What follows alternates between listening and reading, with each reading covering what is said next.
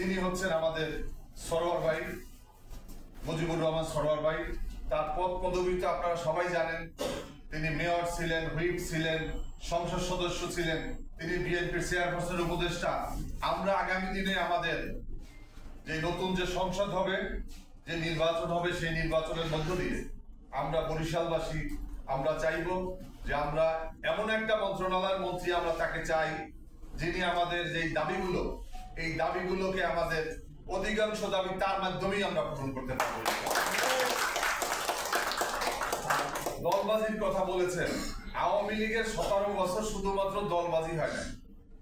বাংলাদেশে এমন কোন ইউনিয়ন পরিষদ, উপজেলা পরিষদ, সংসদ থেকে শুরু করে এবং ক্লাব সমিতি, থানা সমিতি, ইউনিয়ন সমিতি, ঢাকাস্থ ইউনিয়ন সমিতি, কোনো নির্বাচন নাই, কোনো কিছু নাই। আওয়ামী লীগের লোকজন যে সভাপতি হয়েছে 17 বছর তারাই রাজত্ব করছে। এবং এমনকি কবরস্থানের যে কমিটিগুলা, কবরস্থানের কমিটিও কিন্তু আওয়ামী লীগ না করলে ওই কবরস্থান কমিটিতেও থাকার কোনো সুযোগ ছিল না। অনেক জায়গাতে দেখবে যে কবরস্থান কমিটি আওয়ামী লীগের দখলে ছিল। তো যার কারণে সেই দলবাজি থেকে জাতি মুক্তি পেয়েছে।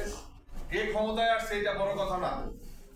আমরা আজকে যে একটা শ্বাসরুদ্ধকর অবস্থা, আমরা বিভিন্ন সময় গেঞ্জি গালিয়া মুখে মাস্ক পরিয়া বোরকা পরার মতো অবস্থা চলাফেরা করতাম, এখন মুক্ত বাতাসে আমরা বিহঙ্গের মতো চলাফেরা করি। এটার জন্য আল্লাহর কাছে লাখ কোটি শুকরিয়া আদায় করছি।